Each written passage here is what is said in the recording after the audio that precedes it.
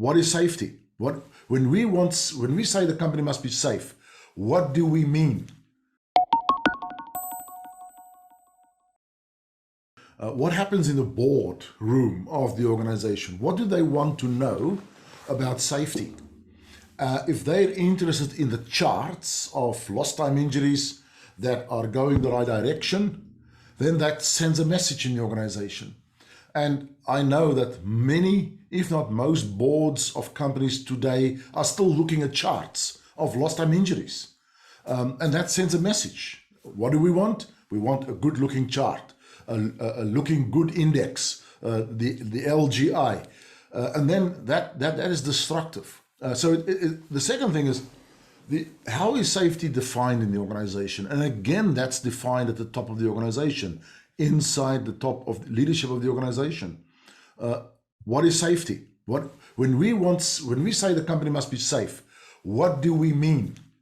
And immediately we want the absence of accidents. And that's the typical traditional way. And then after that, why do we have accidents? Well, it's very clear that people have made mistakes, and they can pinpoint the mistakes, and it can be analyzed, and there's all kinds of human factors that come into play, and beautiful reports go up, and it's human error. This issue of human error, even though it's almost, the new view of safety says we can't talk about human error, it's still what is being talked about in a company. You can't escape it. And partly because it's what happened in behavioral safety. For decades now, the behavioral safety school of thinking had trained organizations to look at the actions of people in the workplace and ask questions. Why do they make these poor choices? Why do they lack awareness? Why don't they know they're within the line of fire? And we give them line of fire training or line of fire awareness. These are the kind of reactive issues that come into play if an accident happens. If I had a nickel for every time I heard this question, an accident happened, and the first question is being asked is, did this person have personal issues? Was there something at home that distracted them? They didn't have their mind on the job, and that's why they had an accident? Now, just think about the logic of that. How many times do you actually have your mind on the job?